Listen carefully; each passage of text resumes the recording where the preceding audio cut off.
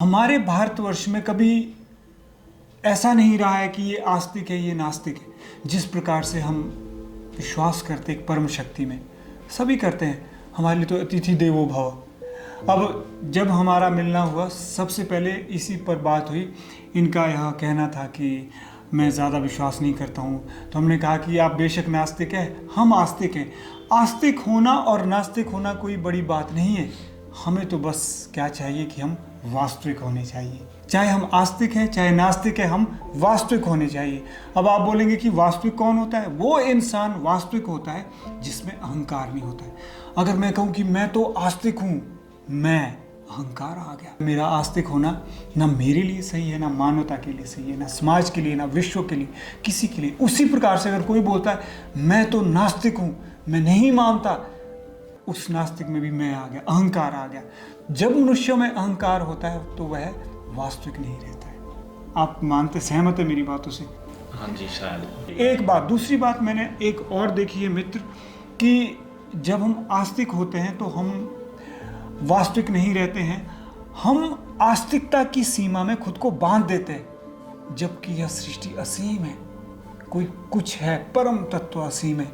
चाहे आप विज्ञान के मार्ग से जाओ, दर्शन के मार्ग से जाओ, चाहे आप काव्य के मार्ग से जाओ, शायरी के मार्ग से जाओ, चाहे आप भक्ति के मार्ग से जाओ, ज्ञान के मार्ग से जाओ, कर्म के मार्ग से जाओ, ये असीम है।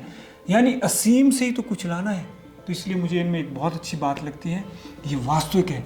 अगर ये कह रहे कि नास्तिक है, मेरे लिए तो वह इंसान आस्तिक है जिसको आत्मविश्वास है, यानी जो स्वयं पर विश्वास करता है, वह इंसान आस्तिक है। वो पॉजिटिव है, वो सृजन से भरा हुआ इंसान है, जो स्वधर्म को जानता है।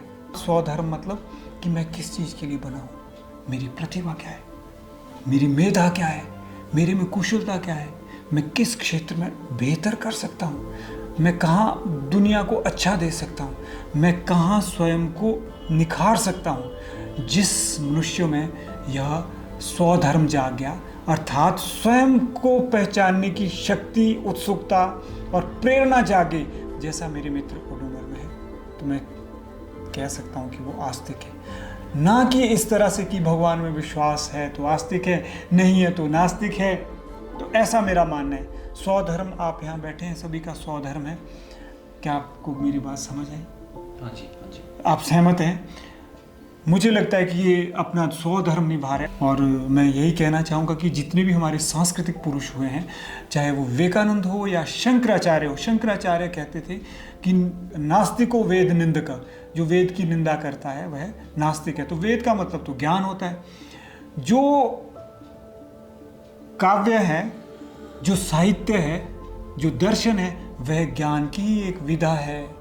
तो ज्ञान के मार्ग पे तो हम चल रहे हैं, यानी ज्ञात से अज्ञात की यात्रा की ओर आगे बढ़ रहे हैं। कला और अध्यात्म का क्या संबंध? सबसे पहले तो अध्यात्म समझना पड़ेगा। अध्ययन है जिसमें आत्म का वो अध्यात्म है, स्पिरिचुअलिज्म। जैसे मेरे मित्र है, ये कह तो नास्तिक रहे, लेकिन वास्तव में ये आस्तिक भी हैं और वास्तव में ये आध्यात्मिक भी है। पूछो क्यों? क्योंकि इन्होंने खुद को खोजा है। इन्हें जिज्ञासा थी कि मुझे संस्कृति को जानना है, भारत की संस्कृति को जानना है, मुझे वहाँ के कल्चर से सीखना, लोग कैसे रहते हैं, इनमें जिज्ञासा उत्पन्न होगी। और फिर इन्होंने हिंदी सीखी है, अभी बहुत अच्छी हिंदी बोलते हैं।